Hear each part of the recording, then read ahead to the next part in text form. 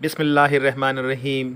मैं हूं हसन रज़ा बुखारी एडवोकेट और आप देख रहे हैं एक्सपोज टाइम न्यूज़ की नशरियात। ताज़ा तरीन सूरत हाल ये है कि कोविड-19 की वजह से पूरे सिंध में लॉकडाउन का ऐलान कर दिया गया है। ये लॉकडाउन का तसलसल 8 अगस्त तक जारी रहेगा।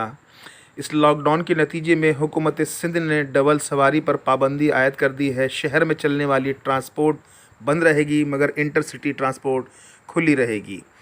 इसके अलावा तमाम यूनिवर्सिटीज़, कॉलेज, स्कूल्स बंद कर दिए गए हैं और फ़ौज और पुलिस और रेंजर्स के एहलकारों को भी बुलाए जाने का गालिब इम्कान है। फ़िलहाल तो पुलिस तमाम शहरों में मौजूद रहेगी और वो लोगों को डबल सवारी पर पाबंदी के साथ साथ कारों पर भी अगर 2 आदमी से ज़ायद को बैठने की इजाज़त नहीं होगी। बीमार अगर कोई हॉस्पिटल जा रहा है तो तीसरे आदमी की गुंजाइश है।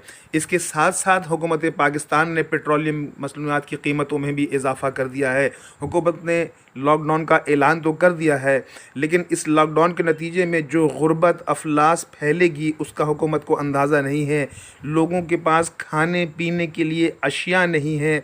हुकूमत लॉकडाउन तो कर रही है लेकिन पानी का बहरान अपनी जगह है, बिजली का बहरान अपनी जगह है और ताजिरों के साथ भी ज़्यादती हो रही है कि उनके तजारती मराकज़ भी बंद कर दिए गए हैं, जिससे यकीनन एक गरीब आदमी, मुतवस्सत तबका शदीद माली बहरान का शिकार हो जाएगा।